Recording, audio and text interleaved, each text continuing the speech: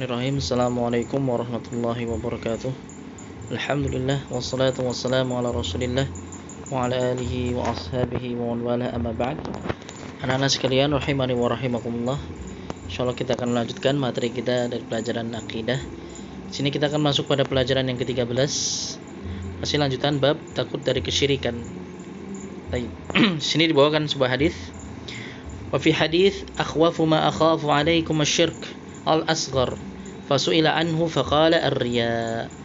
Baik, diriwayatkan dalam suatu hadis bahwasanya Rasulullah sallallahu alaihi wasallam bersabda, sesuatu yang paling aku khawatirkan kepada kalian kepada kamu sekalian atau kepada kalian semua adalah perbuatan syirik kecil. Ketika ditanya tentang maksudnya, maka beliau menjawab yaitu riya. Tayyib. Hadis ini diriwayatkan oleh Imam Ahmad, Imam At-Tabrani dan Imam Al-Baihaqi. Tayyib. Dalam hadis ini Rasulullah SAW menyampaikan bahwasanya perkara yang paling beliau khawatirkan atas umatnya bukanlah kesyirikan yang besar, akan tapi adalah kesyirikan yang kecil. Yang mana ini walaupun disebut sebagai kesyirikan yang kecil, akan tapi tentunya ini perkara yang berbahaya karena bisa menghapus amalan ibadah seorang hamba. Dan di sini ketika beliau ditanya apa itu asyirkul asghar, kesyirikan yang kecil yang beliau maksud, ya karena kesyirikan yang kecil itu bermacam-macam bentuknya. Tapi di sini yang beliau paling khawatirkan adalah ar-riya, itu riya. Ya, seorang beramal hanya karena ingin dilihat oleh manusia. Seorang melakukan amal ibadah hanya karena ingin dilihat oleh manusia. Baik. Di sini ada kosakata yang pertama ar-riya, ya di sini cuma ada satu kosakata yaitu ar-riya. Riya yaitu seseorang menampakkan atau membaguskan ibadah yang dilakukan agar dilihat oleh manusia sehingga dia mendapatkan pujian atasnya. Tayyib, ini yang dimaksud dengan riya. Ya, seorang menampakkan atau membaguskan ibadah yang dilakukan agar dilihat oleh manusia sehingga dia mendapatkan pujian atasnya. Tayyib. Kemudian pokok-pokok pembelajaran dari hadis ini, yang pertama, kasih sayang Rasul sallallahu alaihi wasallam terhadap umatnya. Rasul sallallahu alaihi wasallam tidaklah meninggalkan suatu kebaikan kecuali ditunjukkan kepada umatnya, dan tidak ada suatu kejelekan kecuali umat diperingatkan darinya. Jadi beliau sudah menyampaikan semua kebaikan, ya. Jadi beliau tidaklah meninggalkan atau tidaklah menyembunyikan satupun kebaikan kecuali telah disampaikan kepada umatnya. Dan juga beliau tidaklah menyembunyikan satupun kejelekan kecuali beliau telah memperingatkan umatnya darinya. Di antara kejelekan yang paling besar yang diperingatkan oleh Rasulullah sallallahu alaihi wasallam terhadap umatnya yaitu riya, yaitu syirik kecil yang membatalkan amalan yang dikerjakan dan menjadikan pelakunya berdosa. Karena Allah tidak menerima suatu amalan kecuali yang murni atau yang ikhlas hanya untuk Allah Subhanahu wa taala. Dan Rasul sallallahu alaihi wasallam sangat mengkhawatirkan perkara tersebut menimpa para sahabatnya, padahal mereka adalah orang yang sempurna keilmuannya dan kuat keimanannya. Karena riya banyak mencocoki hawa nafsu dan sangat mudah untuk menarik. Oleh sebab itu kita tentu lebih wajib untuk berhati-hati dan mengkhawatirkan diri dari riya. Tayyib. Jadi ketika Rasulullah SAW menyampaikan bahwasanya itu merupakan perkara yang paling beliau khawatirkan menimpa kepada para sahabatnya, sedangkan para sahabat Rasulullah SAW mereka semua tentunya orang-orang yang jauh keimanan dan keilmuannya dibandingkan kita. Tapi beliau masih mengkhawatirkan hal tersebut, maka tentunya kita harus lebih khawatir. Ya, kita harus lebih mengkhawatirkan diri kita dari perkara ini. Ya, dari perkara ini yaitu riya. Tayyib. Kemudian pokok pembelajaran yang kedua yaitu cara menghilangkan riya. Yang pertama, wajib bagi seorang muslim untuk menolak riya yang muncul dalam hati dan bersungguh-sungguh untuk menghilangkan riya, baik ketika sholat atau dalam ibadah yang lainnya, dengan berusaha mengikhlaskan ibadah hanya untuk Allah Subhanahu wa taala saja. Kemudian yang kedua, senantiasa ingat bahwasannya amalan yang disertai dengan riya akan gugur dan menimbulkan dosa bagi pelakunya. Ya. Jadi tidak hanya amalannya itu gugur, tidak hanya amalannya itu yang terhapus pahalanya, tapi juga dia akan mendapatkan dosa. Bahkan dosa kesyirikan kecil, ya dosa kesyirikan walaupun itu kesyirikan yang kecil, itu dosanya jauh lebih besar dibandingkan dosa-dosa besar lainnya. Ya, dibandingkan dosa-dosa besar lainnya. Ya, jadi dosa kesyirikan itu sekecil apapun itu dosanya jauh lebih besar dibandingkan dosa-dosa besar yang lainnya. Ya, karena dosa kesyirikan itu merupakan dosa yang paling besar, baik yang dosa kesyirik yang besar maupun yang syirik yang kecil. Taib. Jadi ini yang harus kita waspadai. Kemudian yang ketiga, senantiasa ingat tentang keagungan Allah dan ingat bahwa Allah adalah yang berhak untuk mendapatkan kemurnian ibadah. Serta ingat bahwasannya Allah tidak mengampuni dosa syirik besar dan mengekalkan berlakunya di neraka. Adapun syirik kecil maka itu terserah kepada kehendak Allah Subhanahu wa taala berdasarkan firman Allah Subhanahu wa taala, "Innallaha la yaghfiru ay yushraka bihi wa yaghfiru ma duna dzalika liman yasha." Sungguhnya Allah Subhanahu wa taala tidak akan mengampuni dosa kesyirikan dan Dia mengampuni segala dosa yang selain dosa kesyirikan itu bagi siapapun yang dikehendaki. Quran surat An-Nisa ayat 48. Baik, jadi untuk dosa kesyirikan itu ketika pelakunya belum bertaubat kepada Allah Subhanahu wa taala, ya, ketika pelakunya belum bertaubat kepada Allah Subhanahu wa taala, maka tidak akan diampuni dosanya. Itu untuk dosa kesyirikan. Termasuk juga kesyirikan yang kecil, ya, termasuk juga kesyirikan yang kecil. Ya, ketika dia belum bertaubat darinya, maka bisa jadi dia akan diancam dengan neraka Allah Subhanahu wa taala nanti di akhirat. Walaupun kesyirikan kecil tadi tidak menyebabkan dia kekal di dalam neraka. Ya, tidak menyebabkan dia kekal di dalam neraka. Karena yang menyebabkan kekal di dalam neraka adalah kesyirikan yang besar. Tapi tentunya ini merupakan perkara yang sangat berbahaya karena kesyirikan sekecil apapun itu akan menyeret ke dalam neraka Allah Subhanahu wa taala. Kemudian yang keempat, senantiasa berdoa dengan apa yang diriwayatkan dengan sahih dari Rasulullah sallallahu alaihi wasallam, Allahumma inni na'udzubika an usyrika bika syai'an na'lamuhu wa nastaghfiruka lima la na'lam. Ya Allah, aku berlindung kepadamu dari perbuatan syirik yang telah aku ketahui dan aku mohon ampun dari perbuatan syirik yang tidak aku ketahui. Hadis riwayat Ahmad. Ya. Jadi ini doa yang harus senantiasa kita baca. Kita mohon kepada Allah Subhanahu wa taala agar kita dijauhkan dari segala macam dosa kesyirikan. Allahumma inni na'udzubika atau Allahumma inni a'udzubika an usyrika bika syai'an a'lamuhu wa astaghfiruka lima la a'lam. Ya. Kalau di sini pakai na'udzu ini lafadznya agak keliru ya. Kalau pakainya na'udzu kami ya. Kalau pakainya yang kami berlindung, harusnya Allahumma inna na'udzubika an nusyrika bika syai'an na'lamuhu wa nastaghfiruka lima la na'lam. Ya, pakainya inna bukan inni. Tapi kalau inni pakainya a'udzu saya berlindung. Allahumma inni a'udzubika an usyrika bika syai'an a'lamuhu wa astaghfiruka lima la a'lam. Ya, itu lafadznya seharusnya seperti itu. Ya, intinya di sini kita meminta perlindungan kepada Allah Subhanahu wa taala dari perbuatan kesyirikan baik yang kita ketahui maupun yang tidak kita ketahui. Maksudnya baik yang kita sadari maupun yang tidak kita sadari. Taib. Ini harus kita hafalkan doanya dan kita kita baca, kita senantiasa mohon kepada Allah Subhanahu wa taala dengan doa ini. Ya, itu anak-anak sekalian rahimani wa rahimakumullah untuk pelajaran yang ke-13. Taib.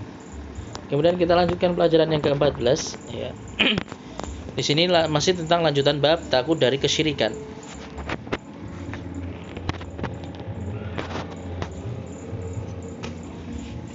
Ya, masih lanjutan dari bab takut dari kesyirikan. Tapi di sini dibawakan hadis yang lainnya. Wa an Ibnu Mas'udin radhiyallahu anhu anna Rasulullah sallallahu alaihi wasallam qala man mata wa huwa yad'u min dunillahi niddan dakhala an-nar, rawahu al-Bukhari. Diriwayatkan dari Ibnu Mas'ud radhiyallahu anhu bahwasanya Rasulullah sallallahu alaihi wasallam bersabda, barang siapa mati dalam keadaan berdoa atau menyembah kepada tandingan sembahan lain selain Allah Subhanahu wa taala, maka dia akan masuk ke dalam neraka. Hadis riwayat Bukhari. Ya, jadi barang siapa yang mati dalam keadaan dia menyembah kepada selain Allah, dia menjadikan tandingan bagi Allah Subhanahu wa taala dari kalangan makhluk.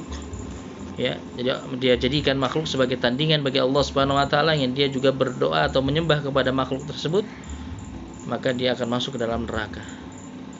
Taib. Kemudian wali Muslimin an Jabir radhiyallahu anhu anna Rasulullah sallallahu alaihi wasallam qala man laqiyallaha la yusyriku bihi syai'an dakhala al-jannah wa man laqiyahu yusyriku bihi syai'an dakhala an-nar. Taib. Imam Muslim meriwayatkan dari Jabir radhiyallahu anhu bahwasanya Rasulullah sallallahu alaihi wasallam bersabda, barang siapa menemui Allah artinya mati dalam keadaan tidak berbuat kesyirikan kepadanya sedikit pun, maka ia akan masuk surga. Tetapi barang siapa yang menemui Allah Subhanahu wa taala artinya berjumpa dengan Allah, artinya dia mati dalam keadaan berbuat suatu kesyirikan kepadanya, maka ia akan masuk neraka. Taib. Maka ini dua hadis ini tadi ya menegaskan kepada kita semua terkait dengan bahayanya dosa kesyirikan. Ya, seseorang yang dia mati dalam keadaan masih berbuat kesyirikan, dia belum bertaubat dari perbuatan dosa kesyirikan yang dia lakukan, maka dia dipastikan akan masuk neraka. Ya, dia dipastikan akan masuk neraka. Apalagi kalau itu termasuk kesyirikan yang besar, maka dia akan kekal di dalam neraka. Akan tapi seorang yang dia mati dalam keadaan tidak menyekutukan Allah Subhanahu wa taala, tidak berbuat kesyirikan sekecil apapun, maka dia dipastikan akan masuk ke dalam surga Allah Subhanahu wa taala. Taib. Kalau berkaitan dengan dosa-dosa yang lainnya, dosa-dosa besar yang lainnya yang mungkin dia lakukan, maka bisa jadi dosa-dosa besar yang lainnya itu bisa menyebabkan dia terlebih dahulu diazab di dalam neraka, akan tapi dia tidak akan kekal di dalam neraka, karena nanti ujung-ujungnya dia pasti akan dimasukkan ke dalam surga Allah Subhanahu wa taala ketika dia memang tidak berbuat kesyirikan. Taib. Kemudian di sini kosakatanya yang pertama an-niddu, artinya adalah tandingan atau saingan. An-niddu ya artinya adalah tandingan atau saingan. Kemudian la yusyriku bi syai'an, artinya tidak menyekutukan Allah dalam peribadatan dengan suatu apapun. Ya, tidak menyekutukan Allah dalam peribadatan dengan suatu apapun. Taib. Ya, kemudian kita baca pokok-pokok pembelajarannya di sini. Yang pertama, berdoa kepada selain Allah adalah syirik besar. Ya, ketika kita berdoa kepada selain Allah, ini termasuk syirik besar. Berdoa termasuk ibadah yang paling mulia. Ya, sebagaimana Allah Subhanahu wa taala berfirman, "Wa qala rabbukum ud'uni astajib lakum. Innal ladzina yastakbiruna an ibadati sayadkhuluna jahannama dakhirin." Dan Rabbmu berfirman, berdoalah kepadaku, niscaya akan kuperkenankan bagimu atau akan aku kabulkan bagi kalian. Sungguhnya orang-orang yang menyombongkan diri dari menyembahku, kelak dia akan masuk ke dalam neraka jahanam dalam keadaan hina dina. Quran surat Al-Mu'min ayat 60. Maka tidak boleh memanjatkan doa kepada selain Allah Subhanahu wa taala, karena Allah Subhanahu wa taala berfirman, "Wa annal masajida lillahi fala tad'u ma'allahi ahada." Dan sesungguhnya masjid-masjid itu adalah milik Allah Subhanahu wa taala, maka janganlah kalian menyembah suatu pun di dalamnya di samping menyembah Allah Subhanahu wa taala. Atau janganlah kalian berdoa di dalamnya, ya berdoa kepada selain Allah Subhanahu wa taala di dalamnya bersamaan kalian berdoa kepada Allah Subhanahu wa taala. Ini Quran surat Al-Jin ayat ke-18. Barang siapa menjadikan bagi Allah tandingan-tandingan yang dia juga berdoa kepadanya, baik berupa malaikat yang terdekat atau nabi yang diutus atau hamba yang saleh atau yang lainnya, maka sungguh dia telah terjatuh ke dalam perbuatan syirik yang besar dan tidak bermanfaat semua amal soleh yang telah dikerjakannya, meskipun dia adalah seorang yang paling banyak beribadah kepada Allah. Dan tidak diragukan lagi, hal itu mewajibkan kita untuk takut dari kesyirikan, karena kesyirikan menggugurkan amalan dan menjadikan pelakunya kekal di neraka. Taib. Maka ini yang harus nantiasa kita waspadai. Ya, jangan sampai kita terjatuh ke dalam perbuatan kesyirikan. Dan tadi termasuk perbuatan kesyirikan, bahkan kesyirikan yang besar adalah kita berdoa kepada selain Allah Subhanahu wa taala. Kita memohon perkara-perkara yang itu pada hakikatnya hanya bisa dilakukan, hanya bisa dikabulkan oleh Allah Subhanahu wa taala. Kita minta kepada selainnya. Contohnya kita meminta rezeki, ya meminta dilancarkan rezeki kita, meminta diberikan kesembuhan dari penyakit kita misalnya, atau perkara-perkara lainnya yang itu hanya bisa dilakukan oleh Allah Subhanahu wa taala, maka kita telah terjatuh ke dalam kesyirikan yang besar. Baik. Kemudian yang kedua, balasan untuk orang yang bertauhid. Barang siapa yang mati di atas tauhid, yaitu meninggalkan kesyirikan yang besar, maupun yang kecil, serta menjauhi dosa-dosa besar, maka dia akan masuk surga. Lihat, di sini ya disebutkan ketika dia bisa meninggalkan dosa kesyirikan yang besar maupun yang kecil, juga menjauhi dosa-dosa besar, maka dia pasti masuk surga. Ini kalau dia bisa menjauhi dosa-dosa besar yang lainnya selain dosa kesyirikan. Tapi kalau misalnya dia masih melakukan dosa-dosa besar selain dosa kesyirikan, dia tadi bisa jadi dosa-dosa besarnya tadi menyebabkan dia terlebih dahulu diazab di dalam neraka Allah Subhanahu wa taala, akan tapi dia tidak kekal di dalam neraka karena dia setelah dibersihkan dari dosa-dosanya tadi, dia akan dikeluarkan dari neraka dan akan dimasukkan ke dalam surga. Atau juga bisa jadi Allah Subhanahu wa taala langsung mengampuninya, langsung mengampuni dosa-dosanya tadi, dan dia langsung dimasukkan ke dalam surga. Ini juga bisa. Ya, tentunya ini sesuai dengan keadilan Allah Subhanahu wa taala. Kemudian, dan barang siapa yang mati di atas kemaksiatan, baik dosa besar maupun dosa yang kecil yang dilakukan terus-menerus, maka terserah kepada kehendak Allah Subhanahu wa taala. Ya, ini tadi ya yang Ustaz sampaikan, kalau Allah menghendaki, Allah akan memaafkan sebagai bentuk kebaikan dari Allah. Jadi bisa saja Allah Subhanahu wa taala langsung mengampuni hamba tersebut dari dosa-dosanya, dosa-dosa besar maupun dosa-dosa yang kecil selain dosa kesyirikan tentunya. Ya, selain dosa kesyirikan ketika dia belum bertaubat darinya, kemudian ajal sudah menjemputnya. Ini sesuai dengan keadilan Allah Subhanahu wa taala. Ya, sesuai dengan keadilan Allah Subhanahu wa taala. Nah, misalnya dia mendapatkan syafaat dari orang-orang yang beriman, atau karena doa ampunan dari orang-orang yang masih hidup yang mendoakan ampunan baginya, misalnya anaknya atau keluarganya atau istrinya atau suaminya atau yang lainnya, ya, atau sebab-sebab yang lainnya menyebabkan Allah Subhanahu wa taala mengampuni dosa-dosanya. Ini sebagai bentuk kebaikan dari Allah Subhanahu wa taala.